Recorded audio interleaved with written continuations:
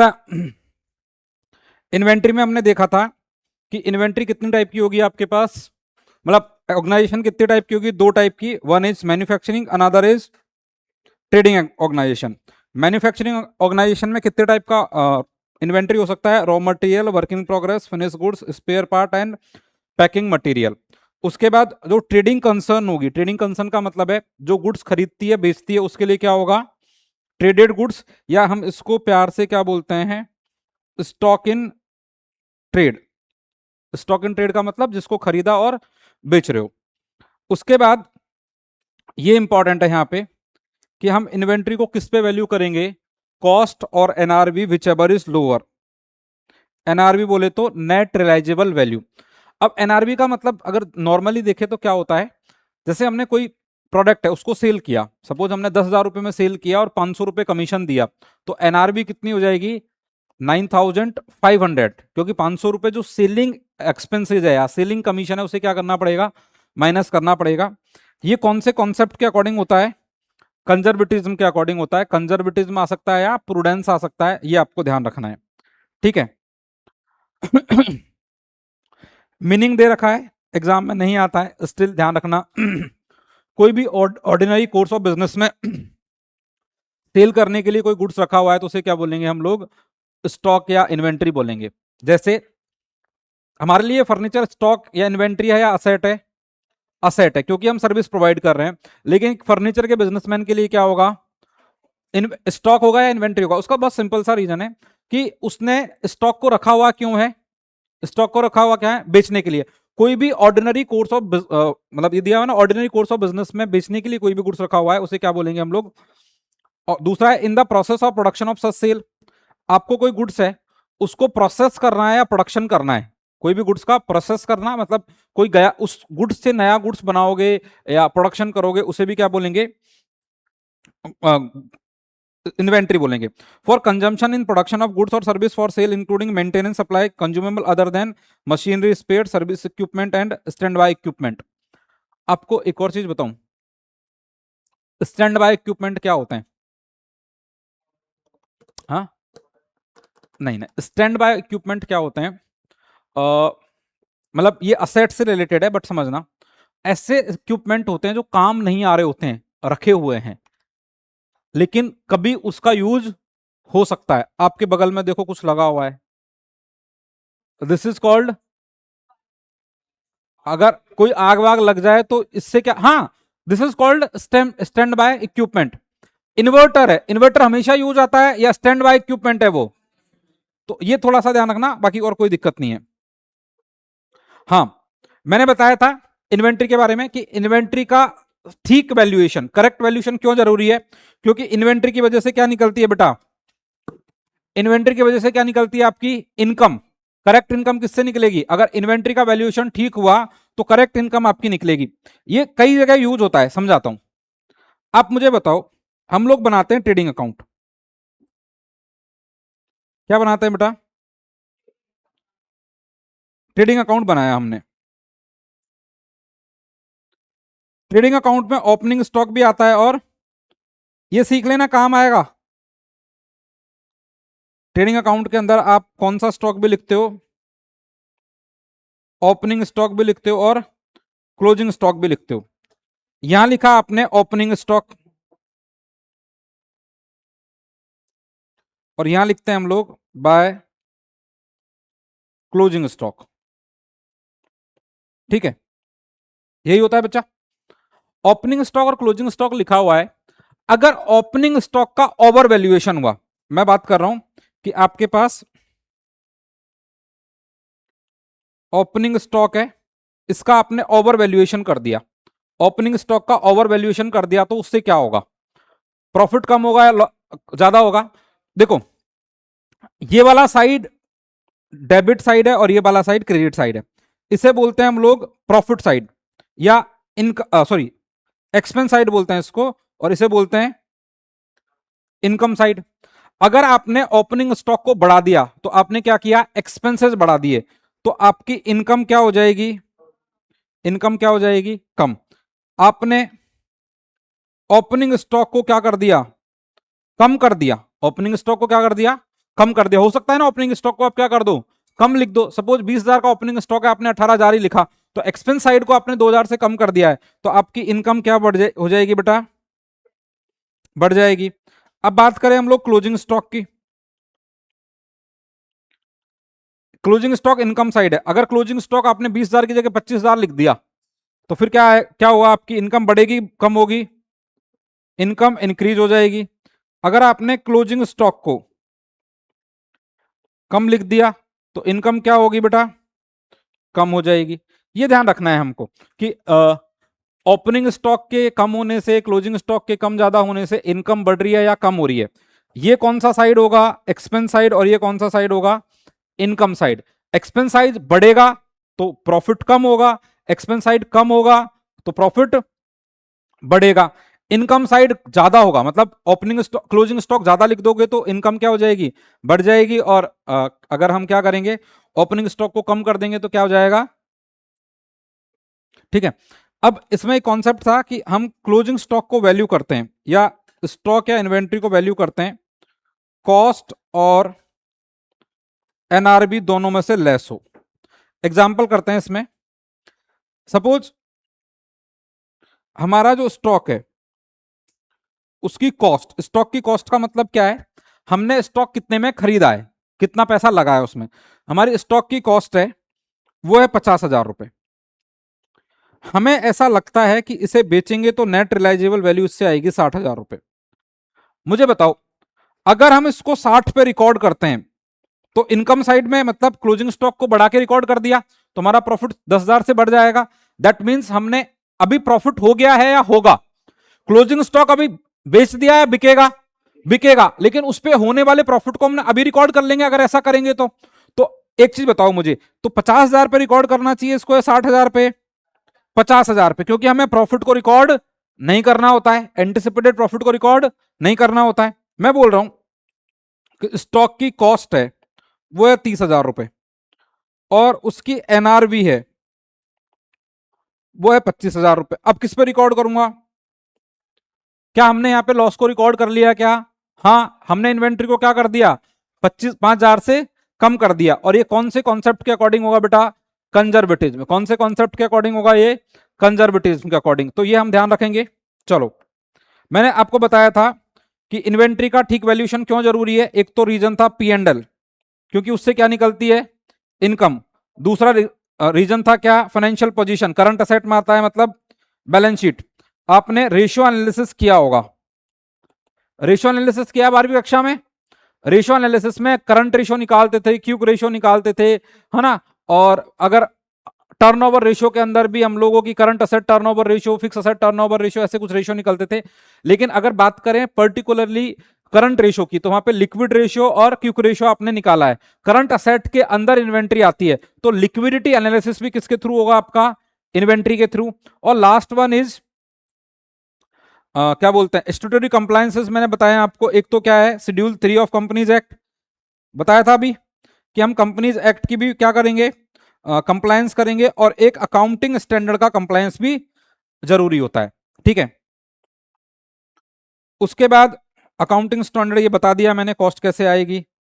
Accounting standard कौन सा लगेगा बेटा इस पे, AS2, सेकंड नहीं बोलेंगे, क्या बोलेंगे, AS2, ठीक है।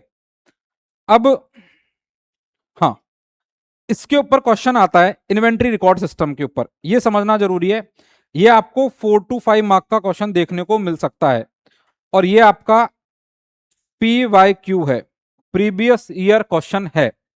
आपको बता रहा हूं, इन्वेंट्री रिकॉर्ड सिस्टम के ऊपर आपको क्या मिल सकता है, एक प्रीवियस ईयर में आया हुआ क्वेश्चन है, तो आप लोग इसको ठीक से पढ़ के जाना। डिफरेंशिएशन पूछ सकता है।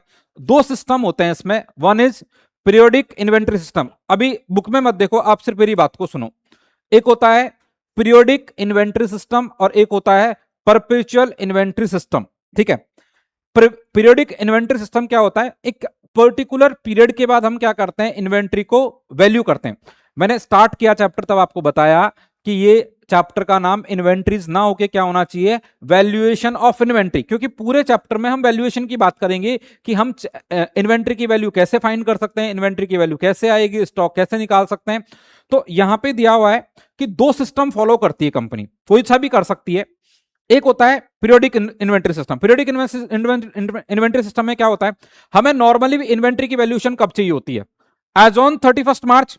अरे भाई इन्वेंट्री की वैल्यूएशन कब चाहिए होगी हमें सर, 31 मार्च को, भाई ईयर एंड करेंगे उस दिन चाहिए होगी। तो पीरियोडिक इन्वेंट्री सिस्टम के अंदर क्या होता है, आप गए, आपने क्या किया, जो भी काम धंधा चल रहा था उसको 2-3 दिन के लिए क्या कर दिया, बंद कर दिया, और जितने भी इन्वेंट्री है उसको काउंट करोगे, काउंट करने के बाद जो उसकी प्राइस या कॉस्ट होगी उसे मल्टीप्लाई करोगे, और क्या निकल के आ जाएगा, इन्वेंट्री की वैल्यूएशन आ जाएगी। ठीक है, अब एक चीज बताओ, क्या बहुत महंगा आइटम है उनमें ऐसा कुछ कर सकते हैं क्या हम, नहीं कर सकते बेटा। आप सपोज बहुत प्रीसियस गोल्ड में काम कर रहे हो या बहुत ऐसे आइटम में काम कर रहे हो जो लाखों करोड़ों रुपए के हैं, एक एक आइटम ही लाखों रुपए का है, क्या उसमें पीरियोडिक इन्वेंट्री सिस्टम कर सकते हैं क्या? अगर बीच में चोरी हो गया, कोई क्या बोलते हैं, गायब कर दिया, गायब कौन करते हैं, एम्प्लॉय गायब करते हैं, है ना, एम्प्लॉय ने जेब में रख के ले गए, कहीं और जगह रख के ले गए, कुछ भी हो सकता है ऐसा, तो उस टाइम पे आप क्या करोगे? तो एक होता है पीरियोडिक इन्वेंट्री सिस्टम, एक होता है perpetual inventory system. Perpetual inventory system क्या होता है, इस सिस्टम के अंदर हम हर एक ट्रांजैक्शन के बाद इन्वेंट्री की क्या करते हैं, वैल्यूएशन करते हैं। हर ट्रांजैक्शन के बाद क्या करते हैं, इन्वेंट्री की वैल्यूएशन करते हैं। जैसे हमारे पास गुड्स आया हमने उसकी वैल्यूएशन कर ली, भाई इतना गुड्स रखा हुआ है। जैसे ही कोई गुड्स को सेल करेंगे या प्रोडक्शन के लिए देंगे तो हम वैल्यूएशन करते हैं, उसे कौन सा सिस्टम बोलते हैं हम लोग, perpetual inventory system. Perpetual inventory system सस्ता होगा या महंगा होगा, महंगा होगा, क्योंकि हर ट्रांजैक्शन के बाद हो रहा है। परपेचुअल इन्वेंट्री सिस्टम कौन से गुड्स के लिए करें, महंगे गुड्स के लिए, सस्ते गुड्स के लिए, महंगे के लिए। परपेचुअल का मतलब होता है रेगुलर, निरंतरता। परपेचुअलिटी का मतलब क्या होता है, जो चीजें रेगुलर चल रही हैं। ठीक है, तो अब देखो, they are two principal system of determining the physical quantity and monetary value of inventory sold and in hand. One system is known as periodic system or and another is perpetual inventory system. The periodic system is less expensive. क्या दिया हुआ है बेटा इन्होंने, ये वाला system क्या है आपके लिए, less expensive है to use than the cost incurred on it. These systems are distinguished on the basis of actual records kept to ascertain the cost of goods sold, the closing inventory valuation, ये दिया हुआ है। ठीक है, अब cost of goods sold की बात करेंगे अपन। परपेचुअल इन्वेंटरी सिस्टम ये दिया हुआ है, हाँ। अब इन दोनों में डिफरेंस दिया हुआ है, इसके ऊपर आप स्टार मार्क कर लेना, ये थ्योरी में एग्जाम में क्वेश्चन आया हुआ है आपके पास। पीरियोडिक इन्वेंटरी सिस्टम क्या बोलता है बेटा, ये फिजिकल वेरिफिकेशन होता है। फिजिकल वेरिफिकेशन का मतलब क्या होता है, आप जाओगे फिजिकली गुड्स को क्या करोगे, काउंट करोगे, उसके बाद वैल्यूएशन करोगे। यहां पे क्या होता है, इन परपेचुअल इन्वेंटरी सिस्टम आप बुक रिकॉर्ड रखते हो। बुक रिकॉर्ड का मतलब क्या हुआ, देखो ऐसे ऐसे करते हैं परपेचुअल में, परपेचुअल में ऐसे करते हैं, जैसे आपके पास पहले से क्या लिखा होगा, यहां आइटम लिख देंगे, फिर लिखेंगे हम लोग हमने परचेज कितना किया, हमने इशू कितना किया, और हमारे पास बैलेंस कितना है। आप लिफो फिफो पढ़ा है आप लोगों ने, उस तरीके से तो होगा, परचेज इशू और बैलेंस।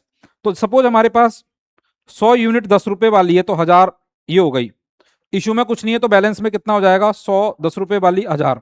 ठीक है, फिर हमने इसमें से 40 यूनिट इशू कर दी, तो क्या लिखोगे, 40 10 रुपए वाली 400। अब कितनी बची हुई है, 60 यूनिट 10 रुपए वाली 600 है, 6000 600।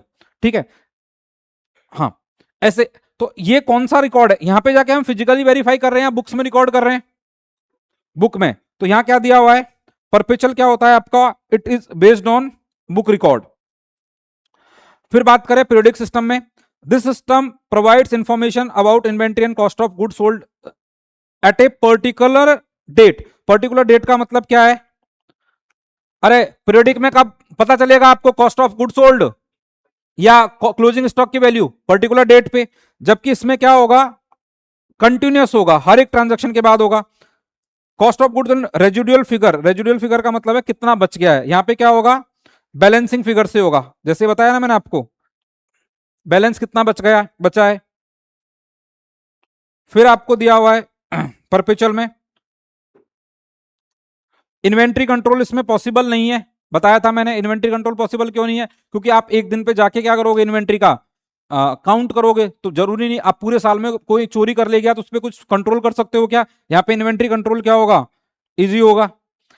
ये सिस्टम क्या होगा, कम एक्सपेंसिव है, और ये सिस्टम क्या होगा, कॉस्टली होगा। बस इतना सा ध्यान रखना। अगर आपको कोई क्वेश्चन आ जाता है तो आप कितने पॉइंट लिख सकते हो, 4 to 5। पहला, कॉम्प्लेक्स होता है, बेटा पहला तो क्या होगा, कॉम्प्लेक्स होगा, लेस एक्सपेंसिव होगा, ठीक है, और सॉरी कॉम्प्लेक्स कौन सा होगा, परपेचुअल कॉम्प्लेक्स होगा, ये इजी होगा। एक्सपेंसिव कौन सा होगा, कॉस्टली कौन सा होगा, परपेचुअल, ये कम होगा। यहां पे एक पर्टिकुलर डे पे इन्वेंट्री निकलती, कौन से में, इसमें कब निकलेगी, कंटिन्यूस होगी, ठीक है। और कॉस्टली गुड्स के लिए कौन सा होगा, परपेचुअल, चीपर गुड्स के लिए कौन सा होगा, ठीक है। चलो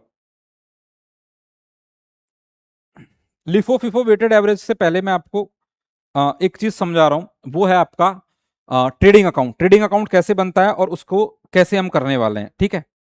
ट्रेडिंग अकाउंट कैसे बनेगा, उसे हम कैसे करने वाले हैं, उस पर एक बार फोकस करते हैं।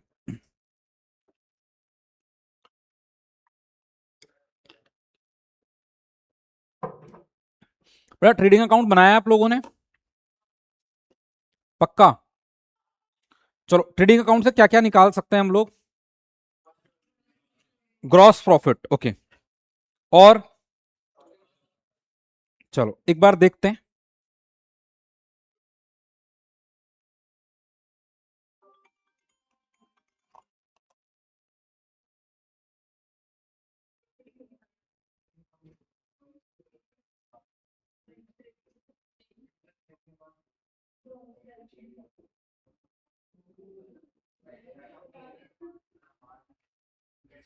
बेटा अगर 5 मार्क का क्वेश्चन आया तो ये कॉन्सेप्ट आपके लिए इंपॉर्टेंट होने वाला है, तो प्लीज ध्यान से देख लो। अगर 5 मार्क्स के लिए क्वेश्चन आता है तो ये कॉन्सेप्ट आपके लिए बहुत इंपॉर्टेंट होने वाला है। आप ट्रेडिंग अकाउंट बनाते हो, ठीक है। ट्रेडिंग अकाउंट में सबसे पहले क्या लिखेंगे हम, टू ओपनिंग स्टॉक, ठीक है जी। फिर यहां लिखते हैं टू परचेजेज, इसमें से क्या करेंगे हम लोग, कोई भी परचेज रिटर्न है या कोई एडजस्टमेंट है वो माइनस कर देंगे, तो यहां आ जाएगी नेट परचेजेज। इनर कॉलम में जो लिखी हुई है ऊपर उसे क्या बोलते हैं, ग्रॉस परचेज, और बाहर लिखी हुई है उसे क्या बोलेंगे, नेट परचेजेज। जितने भी डायरेक्ट एक्सपेंसेज है वो सारे यहां आ जाएंगे, ठीक है। फिर यहां लिखते हैं हम लोग बाय सेल्स, इसमें से क्या माइनस कर देंगे, सेल्स रिटर्न, ठीक है। और यहां आ जाएगा आपके पास क्लोजिंग स्टॉक, ठीक है जी। सर कोई दिक्कत नहीं है, क्लोजिंग स्टॉक आपके पास इस तरीके से आ जाएगा। अब मुद्दा ये आता है, बैलेंसिंग फिगर से हम क्या निकालेंगे, इधर बैलेंसिंग फिगर से क्या आएगा, टू ग्रॉस प्रॉफिट। वो कैसे आया, हमने क्रेडिट साइड का टोटल किया और उसमें से डेबिट साइड के टोटल को माइनस कर दिया, तो क्या आ जाएगा, ग्रॉस प्रॉफिट। चलो ये तो बहुत सिंपल सा तरीका हो गया कि ग्रॉस प्रॉफिट इस तरीके से निकल सकता है। क्या हम ऐसे बात करें, ग्रॉस प्रॉफिट और एक और तरीके से निकल सकता है क्या, sales multiply by GP rate divide by 100। क्या हम इस तरीके से भी ग्रॉस प्रॉफिट निकाल सकते हैं क्या, पक्की बात है। आपको समझ में आ रहा है ग्रॉस प्रॉफिट कैसे निकलेगा, एक तो बैलेंसिंग फिगर से आ सकता है, एक ग्रॉस प्रॉफिट कैसे आ सकता है आपका, सेल्स को ग्रॉस प्रॉफिट की रेट से क्या कर दो, मल्टीप्लाई। अरे बेसिक तरीका है ना ये। तो अब मुझे एक चीज बताओ, अगर क्वेश्चन में आपको क्लोजिंग स्टॉक नहीं दिया हुआ और ग्रॉस, देखो क्वेश्चन के अंदर आपको एक चीज तो चाहिए बैलेंसिंग फिगर से निकालने के लिए, क्या, या तो क्लोजिंग स्टॉक दिया हो या ग्रॉस प्रॉफिट दिया हो। अब आपको जो अभी क्वेश्चन कराऊंगा उसमें ना ग्रॉस प्रॉफिट दिया हुआ है ना आपको क्लोजिंग स्टॉक दिया हुआ है, आपको बोलेंगे क्या निकाल के बताओ, क्लोजिंग स्टॉक। बेटा ये वैल्यूज अगर आपको मैं दे दूं कि भाई आपको ओपनिंग स्टॉक पता है, परचेजेस पता है, डायरेक्ट एक्सपेंस पता है, सेल्स पता है और ग्रॉस प्रॉफिट पता है, तो क्या आप क्लोजिंग स्टॉक बैलेंसिंग फिगर से निकाल सकते हो क्या, हाँ या ना। अब ग्रॉस प्रॉफिट भी नहीं दिया हुआ, ग्रॉस प्रॉफिट के लिए आपको क्वेश्चन में क्या दिया होगा, हिंट दिया होगा। ग्रॉस प्रॉफिट के लिए हिंट कैसे दिया होगा, सेल्स और ग्रॉस प्रॉफिट की रेट दी होगी, क्या दिया होगा बेटा, सेल्स दिया होगा और ग्रॉस प्रॉफिट की रेट दी होगी। सर अगर ग्रॉस प्रॉफिट की रेट नहीं भी दी हुई है तो कैसे निकाल सकते हैं ग्रॉस प्रॉफिट की रेट, ग्रॉस प्रॉफिट की रेट कैसे आ सकती है, जो भी आपके पास ग्रॉस प्रॉफिट दिया हुआ है divide by sales multiply by 100, इससे क्या निकल जाएगी आपके पास, ग्रॉस प्रॉफिट की रेट निकल जाएगी। एक दो क्वेश्चन ऐसे दिए हुए हैं जहां पे आपको ग्रॉस प्रॉफिट की रेट भी निकालनी होगी। आपको पता है एक क्वेश्चन है जिसमें 28.09 कुछ परसेंटेज ग्रॉस प्रॉफिट की रेट निकालनी है, इस टाइप का क्वेश्चन भी दिया हुआ है। तो आपको क्या भी निकालनी पड़ेगी एक जगह, ग्रॉस प्रॉफिट की रेट। आपको ये फॉर्मेट पता है तो कोई दिक्कत नहीं आएगी। मुझे बताओ, अगर इसी चीज को मैं फॉर्मूले में बनाऊं, इसी चीज को मैं क्या करूं बेटा, फॉर्मूले में बनाऊं तो क्या होगा। मैं बोल रहा हूं ट्रेडिंग अकाउंट के जितने भी आइटम है, इससे मैं क्लोजिंग स्टॉक निकालना चाहता हूं, फॉर्मूले में बनाऊं तो कैसे होगा, opening stock plus purchases plus direct expense plus gross profit minus sales, उससे क्या आ जाएगा मेरा क्लोजिंग स्टॉक। बेटा क्लोजिंग स्टॉक कैसे आएगा, चलो उसको छोड़ो, मैं पूछता हूं आपसे, कॉस्ट ऑफ गुड सोल्ड निकालना है। क्या निकालना है, कॉस्ट ऑफ गुड सोल्ड निकालना है। कैसे निकलेंगे, बेचे हुए माल की लागत, कॉस्ट ऑफ गुड सोल्ड निकालना है, कैसे निकालेंगे बताओ।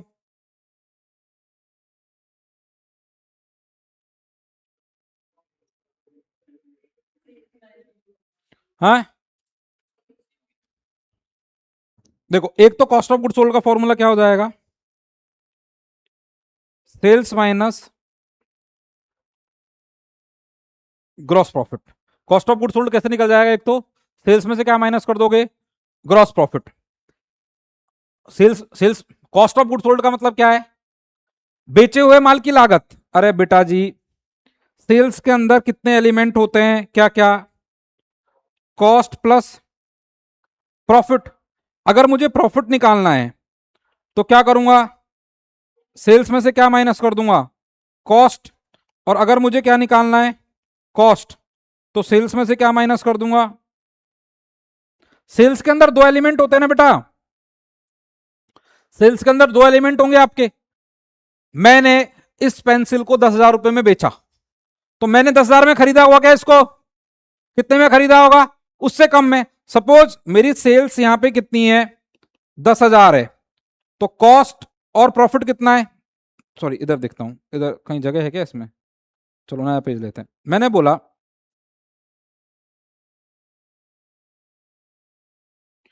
बोला बेटा cost plus profit equal to क्या होती है, सेल्स। मैंने बोला इस पेंसिल को मैंने 10,000 रुपए में बेचा, तो मैंने खरीदा कम में होगा इसको, मैंने सपोज 8,000 में खरीदा, तो प्रॉफिट कितना हो गया, यही होगा ना।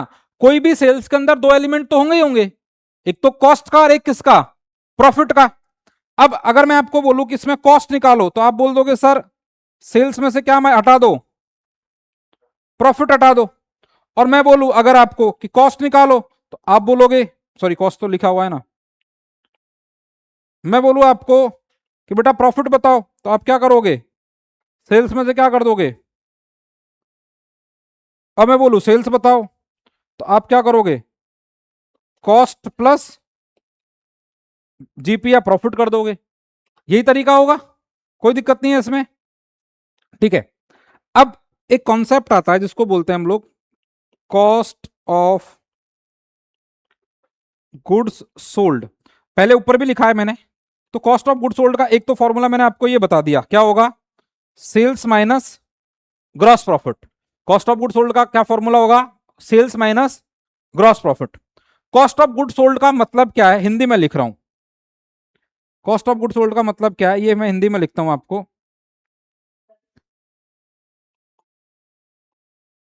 बेचे गए माल की लागत। एक तो कॉस्ट होती है और एक होती है कॉस्ट ऑफ गुड सोल्ड।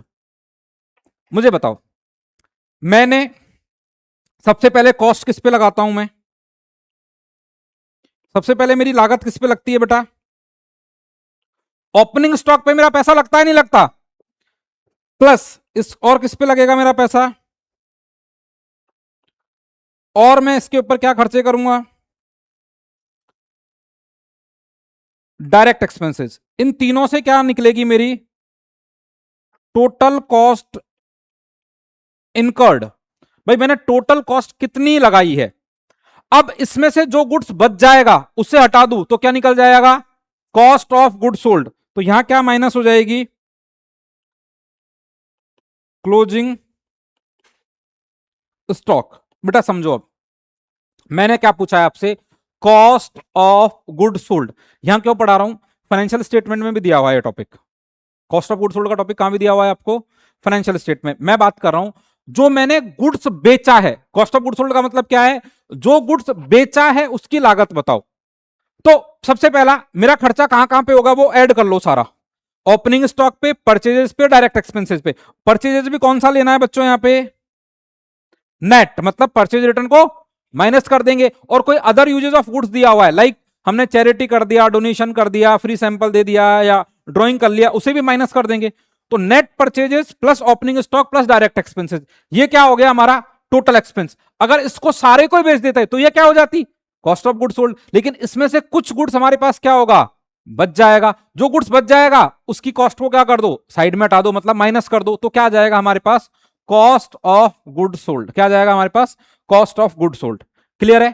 तो कॉस्ट ऑफ गुड सोल्ड के दो फॉर्मूले हो गया, एक हो गया सेल्स माइनस जीपी, एक तो क्या हो गया सेल्स माइनस जीपी, और एक क्या हो गया opening stock plus purchases plus direct expense minus closing stock. दो तरीके से हम क्या निकाल सकते हैं यहां पे, cost of good sold. Clear है। एक और चीज है आपके आगे काम हो जाएगी, आप चाहो तो लिख लेना, एक है cost of material consumed. Cost of material consumed का मतलब क्या होता है बेटा, कॉस्ट ऑफ मटेरियल कंज्यूम्ड का मतलब क्या होता है, जब हम कोई प्रोडक्शन करते हैं, प्रोडक्शन में हमारा मटेरियल कितना लगा, ये ऐसा पढ़ाया है मैंने, क्या क्या, opening stock of raw material plus purchases of raw material minus closing stock of raw material. बेटा ये कहां करवाया है मैंने, याद करो, मटेरियल कंज्यूम्ड कहां लिखाया है मैंने, ये रॉ मटेरियल कंज्यूम्ड कहां लिखवाया है मैंने, ये भूल गए।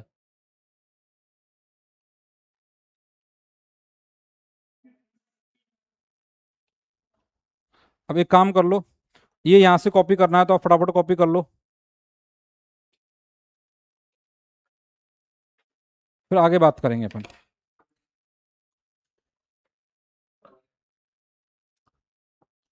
तू सो क्या रहा है क्लास में, रात को किससे बातें करता है, तो मुंह धो के चल।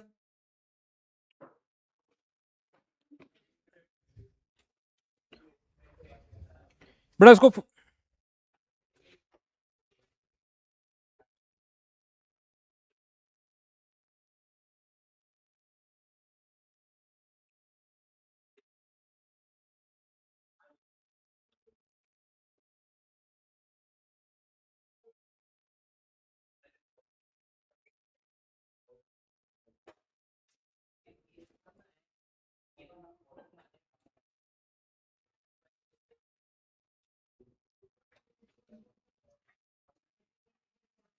बेटा फटाफट इसको कॉपी कर लो, काम की चीज है। और इसके बाद ये वाला भी कॉपी कर लेना, ये वाला cost of good sold cost of material consumed वाला।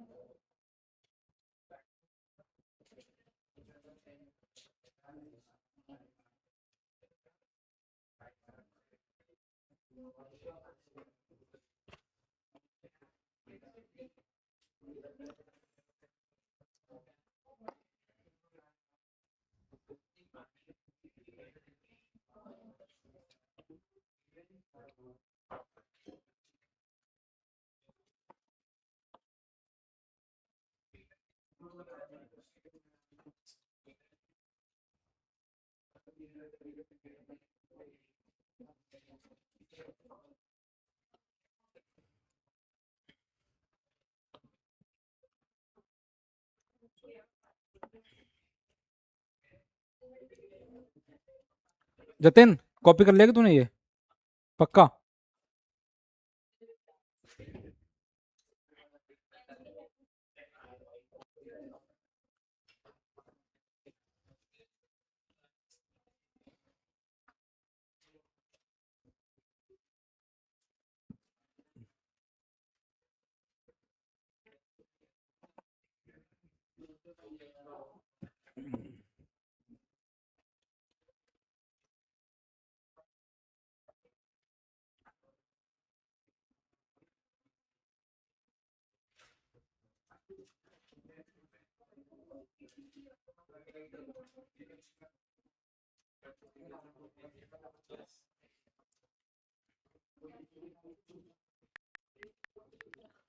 चलो, हो गया कॉपी? बेटा इसमें 4 टाइप के क्वेश्चंस बनेंगे आपके, चारों टाइप के क्वेश्चन करा देता हूं एक बार।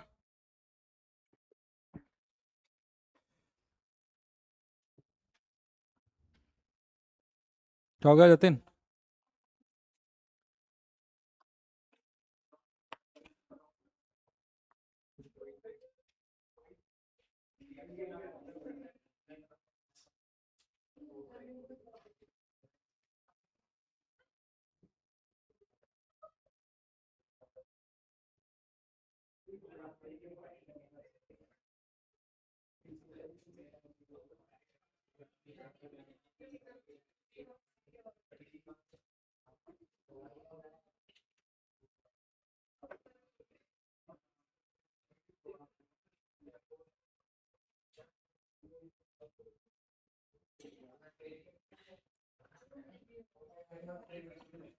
हाँ जी,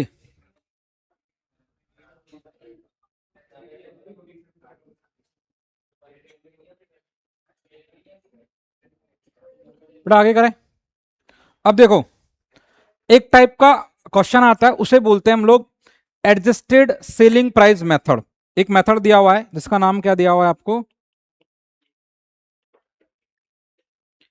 एडजस्टेड सेलिंग प्राइस मेथड। ये नाम नहीं भी लिखूं तो भी आपको वो मेथड आ जाएगा अब, क्योंकि उसमें क्या दिया हुआ है, आपको डेटा दिया हुआ है, ओपनिंग स्टॉक है, परचेज है, डायरेक्ट एक्सपेंसेस है, सेल्स है। दो चीजें नहीं दी होगी, क्या क्या, क्लोजिंग स्टॉक और gross profit, closing stock and gross profit. तो ग्रॉस प्रॉफिट कैसे निकालेंगे उस वाले क्वेश्चन में, आपको क्या दिया होगा, ग्रॉस प्रॉफिट की रेट दी होगी, और ग्रॉस प्रॉफिट की रेट दी हुई है तो ग्रॉस प्रॉफिट आ गया, और बैलेंसिंग फिगर से क्या निकल जाएगा।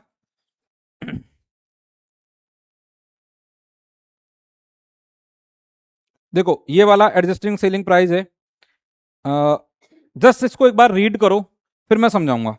जस्ट रीड कर लो, बस इसको रीड करो क्वेश्चन को एक बार। बेटा इंपॉर्टेंट है, एग्जाम में आया हुआ और ऐसा क्वेश्चन आ गया ना तो समझने में बड़ी दिक्कत होगी। एक बार रीड करो ठीक से, टाइम पास मत करना।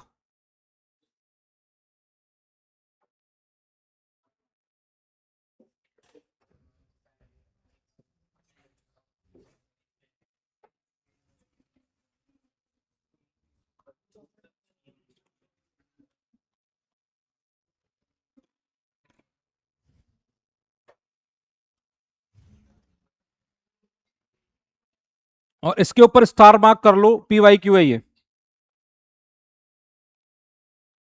इसमें थोड़ा सा दिमाग लगेगा। चलो, Messrs XY and Z are in a retail business. Following information are obtained from their records for the year ending 31st March 2022. Goods received from supplier, इसका मतलब ये क्या है, गुड्स रिसीव्ड फ्रॉम सप्लायर का मतलब क्या है, परचेजेज है। Subject trade discount 3% and GST 11% है, तो 3% पहले क्या करेंगे, माइनस, और 11% क्या कर देंगे फिर, प्लस कर देंगे। पैकिंग एंड ट्रांसपोर्टेशन चार्जेस दिए हुए हैं आपको, ये भी ऐड हो जाएंगे। सेल्स दी हुई है, और सर इन्वेंट्री की वैल्यू भी दी हुई है। फिर निकालना क्या है, यहां पे क्या दिया हुआ है, sales price of closing inventory, मतलब क्लोजिंग इन्वेंट्री की सेल्स प्राइस का मतलब NRV दी हुई है या कॉस्ट दी हुई है। बेटा इस क्वेश्चन में जो इंपॉर्टेंट पॉइंट है वो यही है। आप बोलोगे सर इन्वेंट्री की वैल्यू तो दी हुई है, फिर बोल रहा है find out the non historical cost of inventory. ये क्या पूछ रहा है आपसे, इन्वेंट्री की नॉन हिस्टोरिकल कॉस्ट। देखो ऐसे क्वेश्चन को करने का तरीका क्या है, प्लीज समझना। पहली चीज, आपने क्वेश्चन को ठीक से पढ़ लिया, तो हमारे पास क्या क्या कॉस्ट है, एक एक चीज देखते जाते हैं। एक एक चीज देखो। सबसे पहले गुड्स रिसीव्ड फ्रॉम सप्लायर्स, पहला हम बनाएंगे यहां पे गुड्स रिसीव्ड फ्रॉम सप्लायर्स। कितने रुपए का गुड्स हमने खरीदा है बेटा? 15,75,500। 15,75,500 हमने गुड्स खरीद लिया बेटा, 15,75,500 का। अब इसमें क्या माइनस करेंगे? Less trade discount at 3%। बताओ उसका 3% कितना हुआ?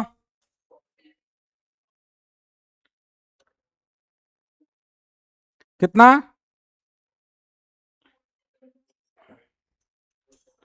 47,265। नेट कितना बच गया? 15 18 15,18,200।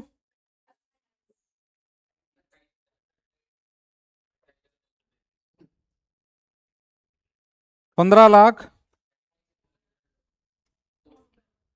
ठीक है। इसमें ऐड कर देंगे हम अब कौन क्या? GST at 11%। बताओ कितनी है अमाउंट? बोलो ना। 11% कितनी होगी? 1,68,000 अब बताओ कितना आ गया अमाउंट?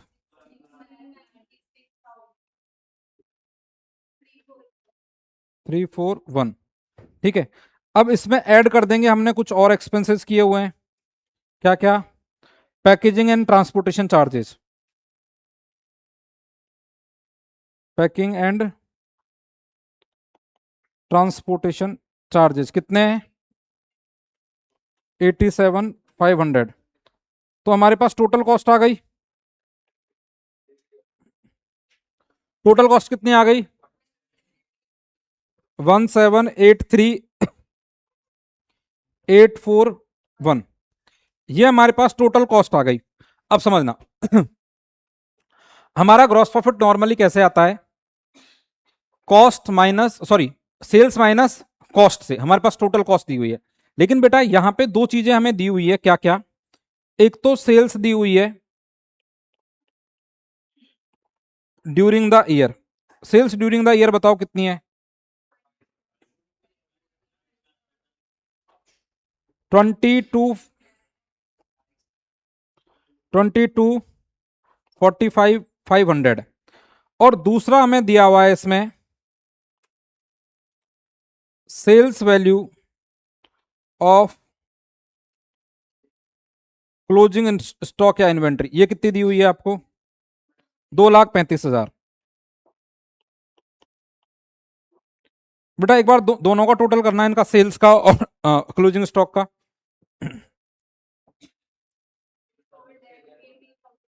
कितना? 80।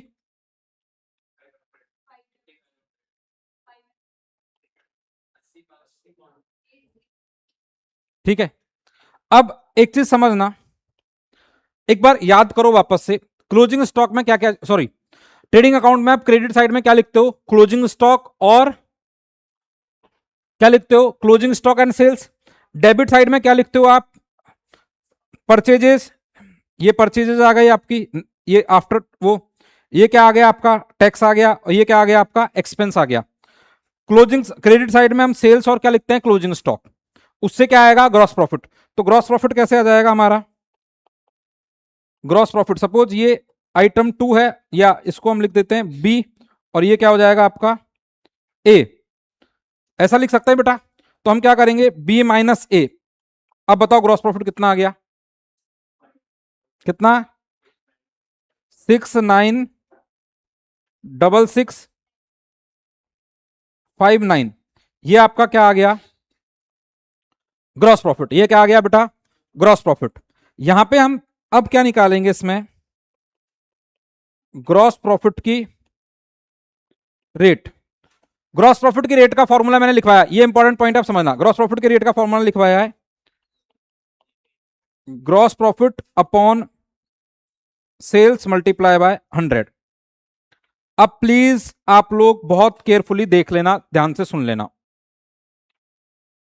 मैंने आपको अभी ट्रेडिंग अकाउंट बनाना सिखाया था, कहीं ना कहीं कहां गया भाई, हाँ मैंने सिखाया था आपको ट्रेडिंग अकाउंट बनाना। बेटा अब आप लोग प्लीज बुक छोड़ के इधर देख लो। अपन ने ट्रेडिंग अकाउंट बनाया था, उसमें मैंने बोला था कि इधर सारे एक्सपेंसेस आएंगे, ठीक है, ग्रॉस प्रॉफिट छोड़ दो, इधर सेल्स आएगी, इधर क्लोजिंग स्टॉक आएगा। क्लोजिंग स्टॉक मैंने आपको क्या बोला था, यहां पे क्या आनी चाहिए क्लोजिंग स्टॉक की, कॉस्ट, क्या आनी चाहिए, कॉस्ट या NRB which ever is lower. हमें इस क्वेश्चन में क्लोजिंग स्टॉक की क्या दी हुई है बेटा, सेलिंग प्राइस, क्या दी हुई है क्लोजिंग स्टॉक की, सेलिंग प्राइस। ग्रॉस प्रॉफिट का फॉर सॉरी ग्रॉस प्रॉफिट कैसे निकालते हैं दिया हुआ है, जीपी रेट का फॉर्मूला मैंने आपको ये दिया है। तो आपके अकॉर्डिंग यहां पे क्या आना चाहिए, ग्रॉस प्रॉफिट आपका कितना है, ग्रॉस प्रॉफिट कितना है आपका 696659 डिवाइड बाय, क्या आपको यहां पे 22,45,500 ये वाला अमाउंट लिखना चाहिए या 24 ये वाला लिखना चाहिए। अब सर ये क्यों आया, ये इंपॉर्टेंट है, 24,8050 मल्टीप्लाई बाय 100 कितने परसेंट आ गई बेटा, ये 0.9%, ये परसेंटेज आपकी जीपी रेट आ गई। सर यहां पे आपने सिर्फ सेल्स को क्यों नहीं लिया, यहां पे आपने सेल्स प्लस क्लोजिंग स्टॉक की वैल्यू ली है। बेटा इस प्रॉफिट के अंदर, इस जीपी के अंदर क्या जो क्लोजिंग स्टॉक के अंदर प्रॉफिट है वो भी आया हुआ है क्या, क्लोजिंग स्टॉक आपका सेल्स वैल्यू पे है या कॉस्ट वैल्यू पे है, अगर सेल्स वैल्यू पे दिया हुआ है तो यहां पे भी आपको क्या लिखना पड़ेगा, क्लोजिंग स्टॉक। अब ये वैल्यू आ गई आपके पास, अब मुझे क्या निकालना है, कॉस्ट निकालनी है क्लोजिंग स्टॉक की, क्या निकालनी है क्लोजिंग स्टॉक की, कॉस्ट निकालनी है। तो मैं क्या करूं, इसमें से कौन सा एलिमेंट हटा दूं, ग्रॉस प्रॉफिट हटा दूं, ग्रॉस प्रॉफिट हट जाएगा तो क्या आ जाएगी मेरी, ये देखो क्या ऐसे ही किया हुआ है, इसमें से क्या माइनस किया इन्होंने, फिर मार्जिन माइनस कर दिया, तो क्या आ गई आपके पास, कॉस्ट ऑफ गुड सोल्ड आ गया। ये 2 मिनट का क्वेश्चन है, अभी फटाफट कर लो इसको।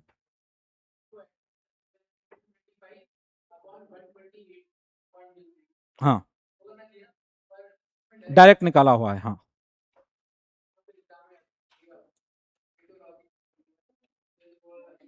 ICAI.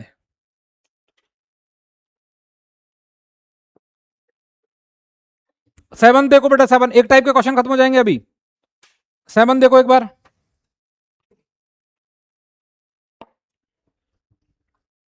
Sales, cost of purchase, opening inventory, closing inventory at selling price, same question है क्या,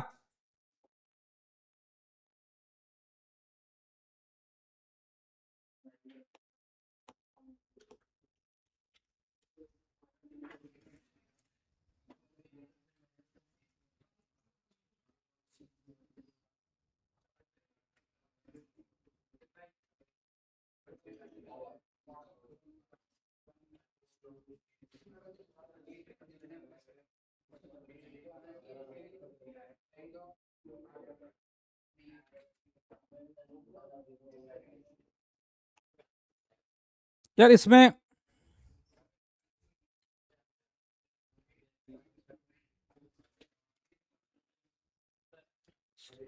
बेटा ये वाला क्वेश्चन हो जाएगा आप लोगों से, सुनो एक कॉन्सेप्ट और देखते हैं अपन, स्टॉक में एक तो होता है आपके पास नॉर्मल गुड्स और एक होता है एबनॉर्मल गुड्स।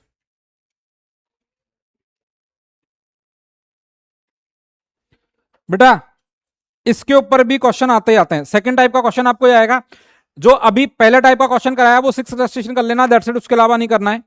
एबनॉर्मल गुड्स को और क्या बोलते हैं हम लोग, सब स्टैंडर्ड गुड्स, या इसको बोलते हैं हम लोग स्लो मूविंग। क्या होता है देखो, अभी मैंने आपको सिखाया है अभी मैंने आपको सिखाया है कि कोई भी गुड्स है, उस गुड्स को, उसके ऊपर क्या होता है, जीपी रेट होती है, ग्रॉस प्रॉफिट रेट दी हुई है, तो आप सीधा क्या निकाल लोगे, उस पे ग्रॉस प्रॉफिट निकाल लोगे। कई गुड्स ऐसा होता है जिसे हम एबनॉर्मल गुड्स बोलते हैं, सब स्टैंडर्ड्स बोलते हैं, या स्लो मूविंग गुड्स बोलते हैं, और आप बोलो तो इसे क्या बोल सकते हैं, ये खराब गुड्स है। अब होता क्या है, सपोज आपकी इन्वेंट्री के अंदर या गुड्स के अंदर ऐसा गुड्स है जो स्लो मूविंग है, या सब स्टैंडर्ड है, या एबनॉर्मल गुड्स है। एबनॉर्मल गुड्स का मतलब क्या है, जैसे क्या नाम बेटा तेरा, प्रियांशु क्या करता है, शर्ट बनाता है, ठीक है। अब शर्ट के अंदर इसने क्या किया, मतलब जो फैक्ट्री में जो भी काम करते हैं, तो कुछ शर्ट ऐसी बन गई जिसमें जो जो बाजू होती है ना, एक की बाजू 2 इंच ज्यादा है। ऐसा हो सकता है क्या, हो सकता है क्या, हो सकता है। कोई भी गुड्स है वो थोड़ा सा डिफेक्टिव बन जाए, या डिफेक्टिव आ जाए, या डिफेक्टिव पड़ा हुआ हो जाए। अब वो जैसा नॉर्मल गुड्स है उतने में बिकेगा या कम में बिकेगा, तो उसके ऊपर ग्रॉस प्रॉफिट होने के चांसेस हैं या नहीं है, होंगे या नहीं होंगे। अरे यार, कोई चीज डिफेक्टिव हो गई तो उसकी कॉस्ट रिकवर हो जाए, हम तो ये सोचते हैं कॉस्ट रिकवर होगा काम हो जाएगा, तो कॉस्ट रिकवर होगी नहीं होगी ये भी चांस नहीं होता है। तो उसके ऊपर, जैसे नॉर्मल गुड्स के ऊपर हम 20% प्रॉफिट कमाते हैं, क्या एबनॉर्मल गुड्स के ऊपर भी 20% प्रॉफिट आएगा क्या, नहीं आएगा। तो जब भी हमें कैलकुलेशन करनी पड़ेगी गुड्स की, जब भी हम कैलकुलेशन करें, तो नॉर्मल और एबनॉर्मल को क्या करना पड़ेगा, डिफ्रेंशिएट करना पड़ेगा, अलग करना पड़ेगा, उसे बोलते हैं नॉर्मल एंड एबनॉर्मल गुड्स। इसके ऊपर भी आपको क्वेश्चन दिया हुआ है। क्वेश्चन को हम दोनों तरीके से ही कर सकते हैं, मतलब उसमें 2 तरीके हैं, एक तो मैं अपने तरीके से बताऊंगा जिसमें आप ट्रेडिंग अकाउंट बना के कर सकते हो, एक तरीका है जो आप स्टेटमेंट बना के भी कर सकते हो। तो उस क्वेश्चन को हम लोग देखेंगे जहां पे आपको क्वेश्चन कैसा दिया हुआ है, नॉर्मल और एबनॉर्मल गुड्स से रिलेटेड दिया हुआ है। समझाता हूं कैसे होता है। सपोज हमारे पास क्लोजिंग स्टॉक है, क्लोजिंग स्टॉक का मतलब है स्टॉक है 2025 का, इस डेट का हमें कोई स्टॉक दिया हुआ है, और स्टॉक की कॉस्ट दी हुई है हमें 1.5 लाख रुपए। स्टॉक की कॉस्ट कितनी दी हुई है बेटा, 1.5 लाख रुपए। इस 1.5 लाख में से कुछ गुड्स क्या है, नॉर्मल है, कुछ गुड्स कैसा है बेटा, एबनॉर्मल है। अब ये नॉर्मल गुड्स है, ये नॉर्मल गुड्स है, ये 1,10,000 का है, और एबनॉर्मल गुड्स कितने का बच गया फिर, 40 का बचा ना। एबनॉर्मल गुड्स कितने का बच गया बेटा, 40,000 का बच गया, ठीक है। दोनों को डिफरेंशिएट कर दिया, ये दोनों की क्या हो गई, कॉस्ट। अगर हम एनआरबी की बात करें, इसकी एनआरबी 1,30,000 है, और इसकी एनआरबी 27,500 है। अब मुझे बताओ फाइनली हम किसको कितने पे रिकॉर्ड करेंगे, नॉर्मल को कितने पे रिकॉर्ड करेंगे, नॉर्मल को कितने पे रिकॉर्ड करेंगे हम, नॉर्मल को रिकॉर्ड करेंगे 1,10,000 पे, और इसको करेंगे 27,500 पे, यही करेंगे, ठीक है। अब हमने 31 मार्च को रिकॉर्ड कितने पे कर रखा होगा, या वैल्यू कितने पे कर रखा होगा, 1,30,000 सॉरी 1,37,000। हमने हमारे स्टॉक को वैल्यू कितने पे कर रखा होगा बेटा, 1,37,500 पे। हमने स्टॉक का वैल्यू कितने पे कर रखा होगा, 1,35,700 पे। अब आपको क्वेश्चन कैसे देगा,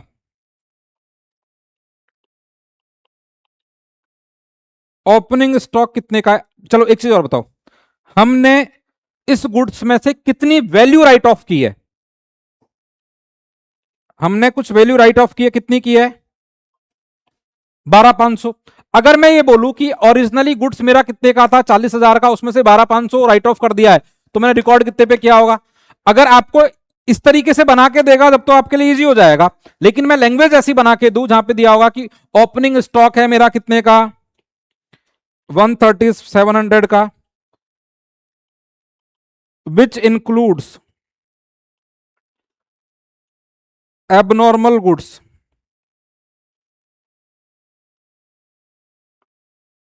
originally purchase for 40,000 and right of कर रखा है उसमें से कितना मैंने, 12,500। आपको लैंग्वेज ऐसे दी हुई है। अब आपको इस 1,37,500 में से, इस गुड्स में से एबनॉर्मल को अलग करना है और नॉर्मल को अलग करना है, तो आपको ये पकड़ना पड़ेगा कि कितने का था, 40 का 12,500 आपने क्या कर दिया, राइट ऑफ। तो अब हमारा एबनॉर्मल गुड्स कितने का है, 27,500। एक 37,500 में से 27,500 क्या है, एबनॉर्मल। तो रिमेनिंग क्या है, रिमेनिंग क्या है, आपको क्या दिया होगा क्वेश्चन में, ये कॉन्सेप्ट क्या है हमारा, कॉन्सेप्ट ये है कि हमारा ओरिजिनली गुड्स कितने का था, कॉस्ट ये थी, उसमें से नॉर्मल ये था, एबनॉर्मल ये था। नॉर्मल की कॉस्ट, एबनॉर्मल की एनआरबी, सॉरी नॉर्मल की एनआरबी, यहां पे कॉस्ट और एनआरबी। तो यहां पे तो किससे पे वैल्यू करेंगे, बिचा बिच लोअर 1,10,000। यहां पे रिकॉर्ड किस पे करेंगे हम लोग, 27,500 पे। ठीक है भाई, 40,000 कॉस्ट है और एनआरबी कितनी है, 27,500 है, तो हम रिकॉर्ड किस पे करेंगे इसको, 27,500 पे रिकॉर्ड करेंगे। अब 27,500 पे रिकॉर्ड कर लिया, अब इसमें राइट ऑफ कितना किया हमने, क्वेश्चन में क्या दिया होगा आपको, 27,500 वैल्यू नहीं दी होगी आपको, क्वेश्चन में क्या वैल्यू दी होगी, कॉस्ट और राइट ऑफ वैल्यू। तो हमें क्या निकालनी है कि कितनी पे वैल्यू किया होगा,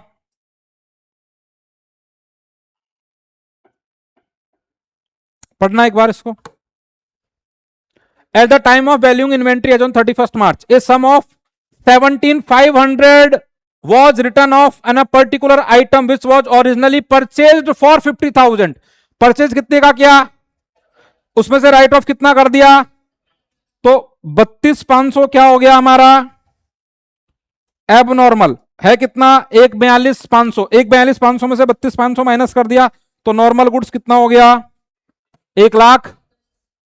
क्लियर है, अगर ये निकालना आ जाएगा तो आपका 8th इलस्ट्रेशन हो जाएगा। क्या बोल रहा हूं मैं, नॉर्मल और एबनॉर्मल आपको आइडेंटिफाई करना पड़ेगा। ठीक है,